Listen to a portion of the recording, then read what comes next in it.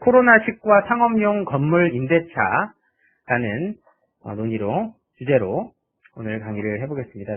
이 주제는 4월 달에 만든 주제입니다. 코로나19와 상업용 건물 임대차에 대한 건데요. 이 주제가 지금 영국 로펌에서 있었던 주제와 한국 법을 동시에 적용을 해서 주제를 만들어 보았습니다. 네, 넘어가겠습니다.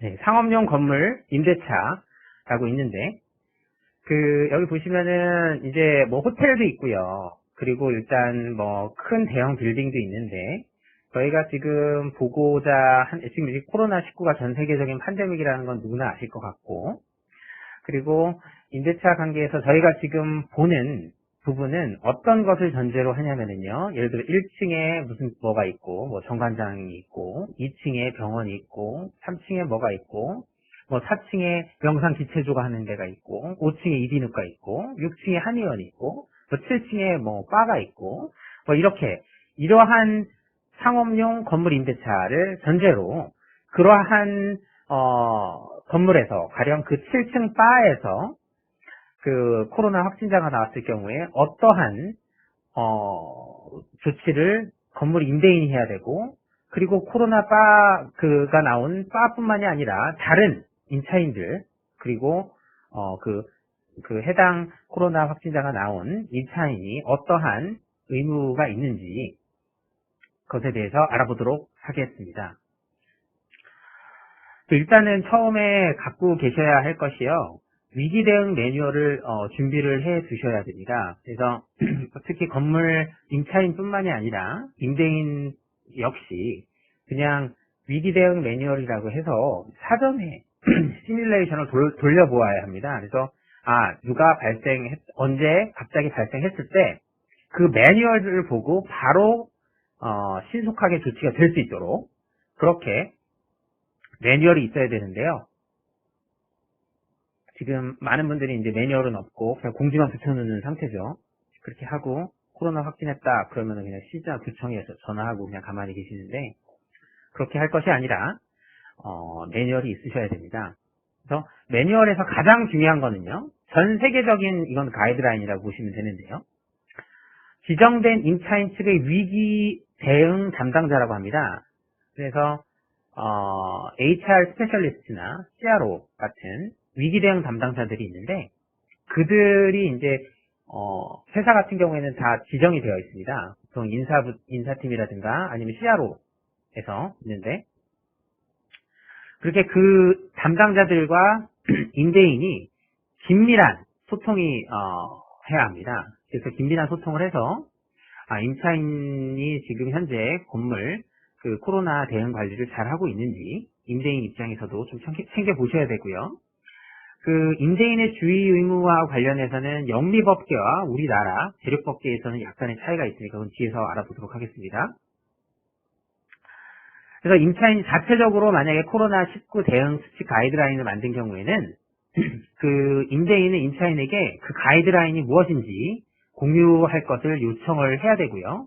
그거와 관련돼서 정보를 공유하는 것이 굉장히 중요합니다. 그래서 미국 대형 로펌 같은 경우에는 리얼에스테이트 팀에서요, 이 매뉴얼을 이미 딱 갖고서 있어서 컨택하는 그 분들한테 이렇게 매뉴얼도 나눠주고 하는데요. 아직은 한국에서는 그런 정도까지는 가고 있지 않은 것 같습니다. 그래서 감염 의심자의 동선 등 정보 공개 이렇게 나와 있는데요. 이거 다 아시죠? 동선 다 정보가 공개되는데요. 가장 그때 유의해야 할 것이 있습니다. 개인정보보호법에 위반하지 않는 범위 내에서 공익과 그 개인의 보호되는 개인정보, 그것을 비교 형량하여 개인정보보호법에 위반되지 않는 범위 내에서 해야지, 그거 마치 무슨 코로나 한 명 걸렸다 해서 그걸 그냥 죄인 취급해가지고 다 까발리는 것은 개인정보보호법에 위배될 수 있으니까 매우 각별히 주의를 하시고, 필요한 범위 내에서 언제 어떻게 몇 시에 했으니 어디를 몇 월 며칠 몇 시에 방문한 분은 어떻게 하십시오, 이렇게 해야지 그 사람 이름을 한다거나 초창기에는 그런 게 많았습니다. 지금 어디서 누가 나왔대 이래가지고 그 사람의 직위까지 막 다 이렇게 차차 털리고 이렇게 됐는데 개인정보 보호에 힘써 주셔야 합니다. 그리고 이제 확진자의 동선 등 공개가 이제 문제가 되는데요. 코로나19 확진자가 발생을 하면요. 감염병 예방법이 우리나라는 있는데요. 48조 1항에 따른 조치가 있는데요. 그러한 조치 이외에도 임대인은 확진자가 건물에 체류한 사실과 그 시간 그리고 그걸 알릴 의무가 있고요. 그 후 임차인 취할 조치가 기재된 공지사항을 신속히 알릴 의무가 있습니다. 그리고 아까 말씀드렸다시피 인사팀과 위기대응 담당자들과 긴밀한 소통을 할 필요가 있습니다. 그래서 매뉴얼 중에 하나인데요. 일시적인 어떤 건물 폐쇄 명령 준수 및 방역 실시를 해야 되겠죠. 근데 문제는 그 방역 등의 책임 소재가 누구한테 있느냐. 그리고 지금 방역을 이제 사습적으로 할 경우에는 좀 더 비싸고 시에서 나와서 할 때는 좀 더 싼 것으로 알고 있는데 그럴 때 이제 법률적으로 보면은요, 일단 이거 발생을 하면은요, 법률을 뭐고 이렇게 자식을 따지지는 않는 것 같습니다, 한국에서는. 근데 일단은 법률적으로 보면은요, 임차인이 점유 및 관리하는 부분에 대해서는 임차인이, 건물의 공용 부분에 대해서는 임대인이, 방역의 책임의 소재가 있다고 봅니다. 한국에서는요. 근데 이것이 영미법계에 가면은요, 임대인이 보호해야 하는 그 방역의 책임이 훨씬 넓습니다.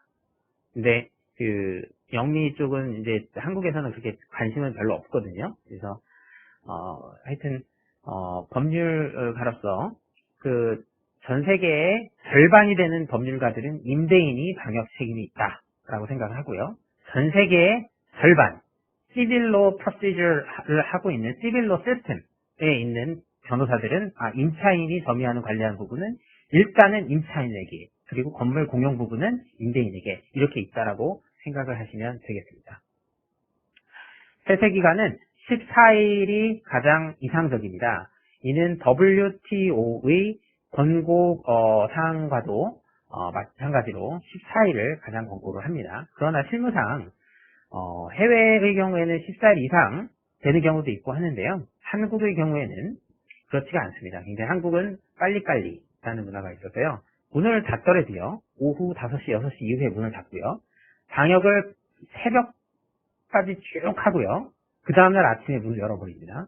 근데 그렇게 하는 게 이제 나중에 보험 문제도 있고 뭐 여러 가지 영업적인 측면도 있고 이렇게 되는데 일단은 폐쇄 기간은 14일이 이상적이다 라고 보시면 되겠고요. 그 다음에 코로나19 확진자와 접촉한 임원이 있는 경우와 같이 잠재적으로 노출된 모든 인원 자가격리 하고 계시는 거 아시죠? 지금 자가격리 굉장히 많이 들어가 있습니다. 그래서 코로나19 발생 조치하고 관련해서 임대인에게 상업용 건물 방문자를 상대로 스크린 절차를 이행할 의무가 있을까요? 어디 가시면은 이렇게 스크린 절차를 하시잖아요.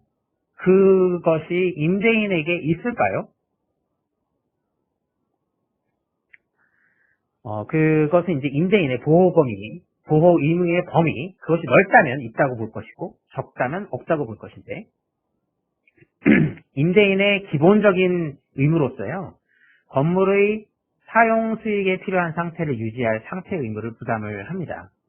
이것은 한국의 임대차 보호법에도 나와 있는 사항인데, 그렇다 하더라도 임대인의 비용으로 모든 방문객에 대한 발열 체크 등 스크린 절차를 이행할 의무는 없습니다.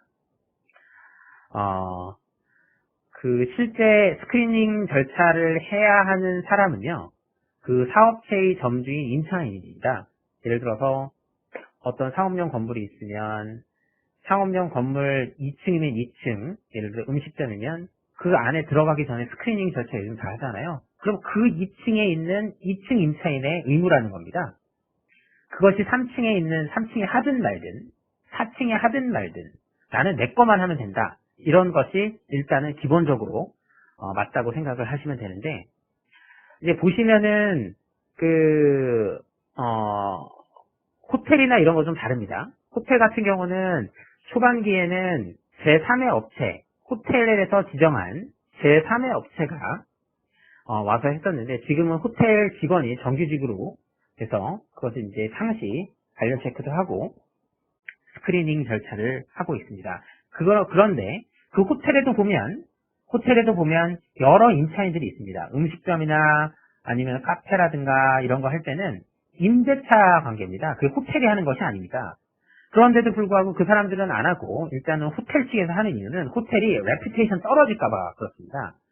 그 커피장, 커피숍 아니면은 뭐 레스토랑 한층 이걸 위해서 하는 게 아니라 일단 호텔에 들어오는 모든 사람에 대해서는 그것이 실제로 그냥 커피숍만 들어있다가 나가시는 분인지 아니면 정말로 호텔 고객으로서 호텔에서 1박을 하는 투숙객인지 여부를 불문하고 일단 하는 이유는 호텔이 그거에 대한 리스크 테이킹을 다 하겠다라는 얘기입니다. 그런 것뿐이지 법률적으로 볼 때는 그렇지는 않다 이렇게 보시면 되겠습니다. 다만 이제 아까 말씀드리는 게 이제 스크린 절차를 이행 안 해서 코로나19가 발생하면 그 호텔 아니면은 그 임대 건물의 임대인 그 스스로의 본인 판단에 따라서 전체 스크리닝 절차는 할 수 있겠다 이렇게 생각하시면 되겠습니다. 그럼 코로나 확진자가 발생을 했으면 건물의 폐쇄 범위에 대해서 알아보도록 하겠습니다. 건물의 폐쇄 범위는 어떻게 될까요? 답은 뻔하죠. 전부 또는 일부. 그렇죠. 전부 또는 일부입니다. 근데 이게 전부 할 수 없는 이유가요. 예를 들어서 63빌딩에 하나 나왔다고 해서 63층은 전부 폐쇄됩니까? 그거 아니죠. 그 사람이 간 동선만을 보고 그 일부 그리고 그 사람이 사용했다라고 보이는 엘리베이터와 같은 공용 시설이라든가 아니면 복도와 같은 그런 데는 전부 하게 되는 건데요. 이것과 관련해서 그 감염병의 예방 및 관리에 관한 법률 제47조 제1호 감옥 내지 람옥에 그 이제 근거 규정이 보시는 것과 같이 있습니다. 그래서 그 위 규정에 볼 때요, 그 일시적인 폐쇄 일반 공중의 출입 금지, 뭐 해당 장소 내 이동 제한 이렇게 있는데, 폐쇄 방역 범위는요, 그 출동한 역학조사관의 재량이라고 합니다. 그래서 이것을 저희가 실제로 알아보아서 인터뷰를 하고 나서 시에 알아보고 나서 기재를 한 건데요. 그 역학조사관의 재량이라고 합니다. 그 사람이 보고 여기다 저기 막아라 여기 막아라 폐쇄해라 이렇게만 하는 건데 그래서 이제 관공서에서의 조치가 어떤 게 있을까요? 면적이 건물 자체는 작고 오염이 금방 스프레드 아웃 됐을 거라고 보면 그럴 때는 건물 전체를 폐쇄를 하는 것이 맞고요. 아까 말씀드린 것 같이 63빌딩이라든가 이런 데는 일부 affected area만 그 부분에 대해서만 일부 폐쇄를 하면 되겠다. 이렇게 보시면 되겠습니다. 그럼 코로나19 확진자 발생에 대비해서 임대인이 임차인들로부터 받고야 할 서류가 있을까요? 있습니다. 있어요. 있는데 우리나라는 많이 안 하고 있어요. 안 하고 있는데 사실은 해외의 경우에는요. 어떤 포메이션을 하냐면요. Waiver and Release of a Liability Form이라고 해서요. 이거는 당신의 부담이고 건물주인 나한테 책임을 묻지 말아라 라는 동의서를 실제 받아오는 것입니다. 그래서 그 이유는 이제 영미법계 같은 경우는 아까 말씀드렸다시피 임대인의 보호 범위가 굉장히 한국에서 한국 법조인이 볼 때보다는 굉장히 넓습니다. 그래서 그 라이abili티를 조금이라도 웨이브하고 릴리즈 하려고 없애려고 이러한 포메이션을 하는데요. 한국에서 여러 건물들이 있는데 해외 뭐 펀드라든가 영미법계에서 온 그런 회사들 같은 경우는 이런 거를 전부 받아두고 있습니다. 근데 이제 우리나라 실무상으로는 참 이런 거를 전염병을 예상을 해서 이런 폼을 작성을 하거나 받아두지는 않거든요.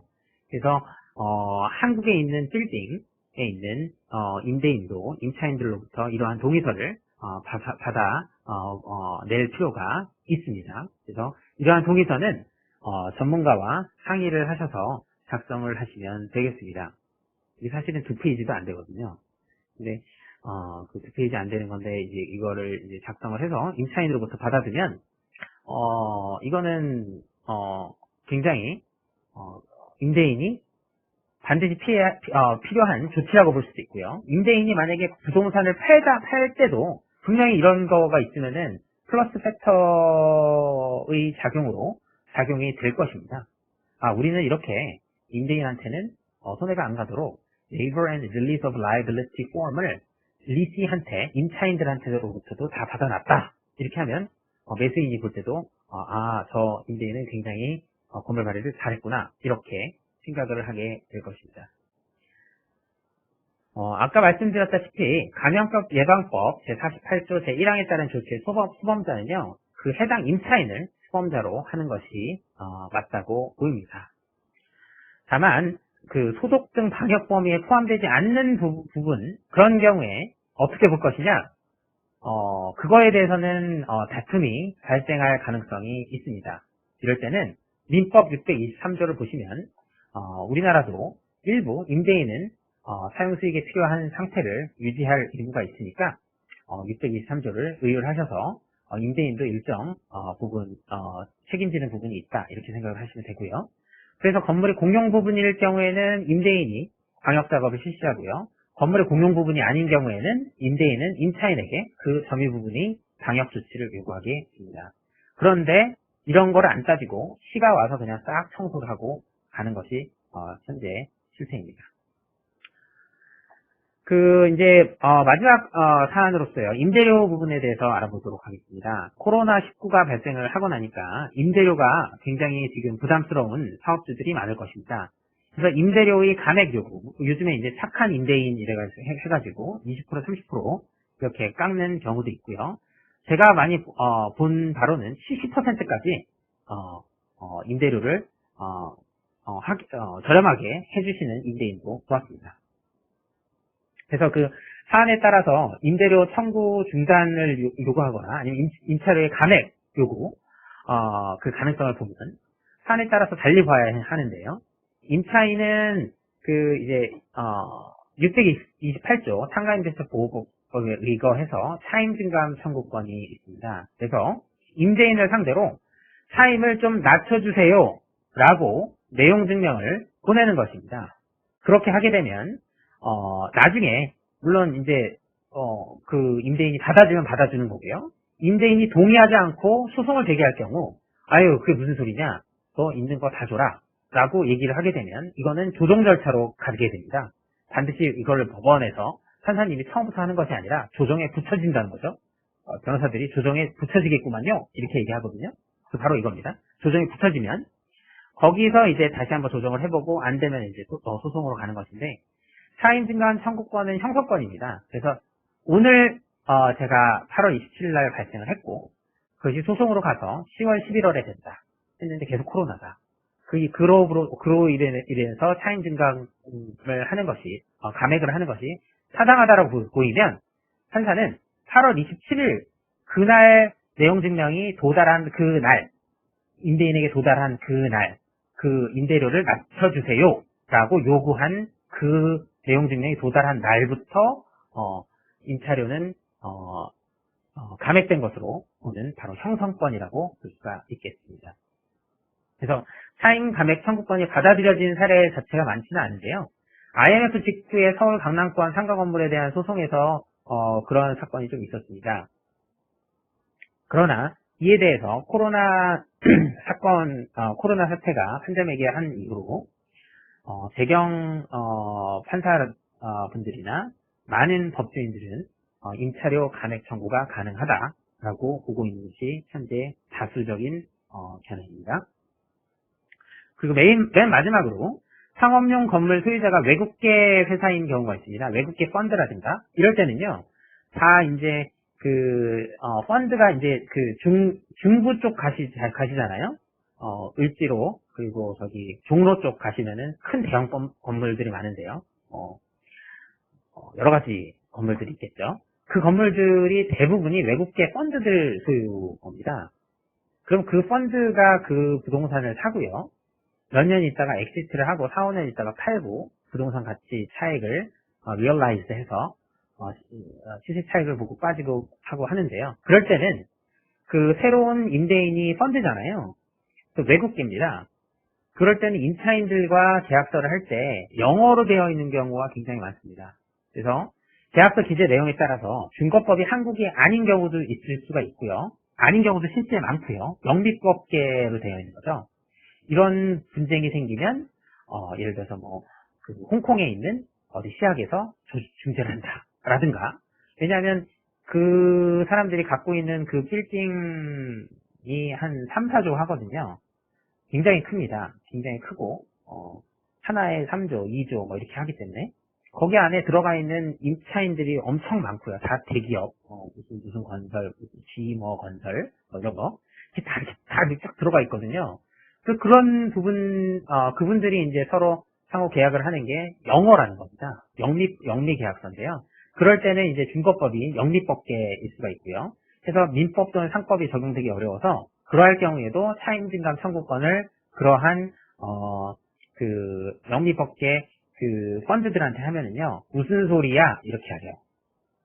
너 어느 나라에서 왔니? 이러면서 차임증감 청구권 나 그런 거 몰라. 알지? 맨 처음 들어올 때 3months 프리로, month 프리로, 3개월 month 프리로 들어왔는데 무슨 소리야? 이러면서 차임증감권 행사가 불가능할 수가 있고요. 그래서 이제 하나 더 볼 것이 그 불가항력 조항이 있는지를 봐야 되는데요. 그게 이제 임차인이 이를 근거로 차임을 좀 깎아달라고 하거나 미집 요청을 할 가능성은 있는데요. 전염병을 그 불가항력 사유로 명시적으로 force measure clause에 pandemic, illness 이런 게 분명하게 들어가 있는 경우가 아니라면 위에서 한국에서 말씀드렸던, 한국에서 했었던 그 임차료 감액 청구는 어려울 수 있다. 그러니까 이 내용에 대해서는 해외 그 경험이 있고 국내 경험이 있는 전문가들의 도움을 받아서 리스트 리뷰도 하고 그 후에 임차료 부분을 어떻게 전략을 세워서 나갈 것인지 상의를 하시고 계속 사업을 하시면 되겠습니다. 네, 이렇게 오늘 그 상업용 건물 임대차에 대해서 코로나19와 상업용 건물 임대차라는 내용으로 알아보았습니다. 네, 그러면 오늘 강의는 여기서 마치도록 하겠습니다. 저는 법무법인 도우화산의 윤호근 서울사무소 대표변호사였습니다. 감사합니다.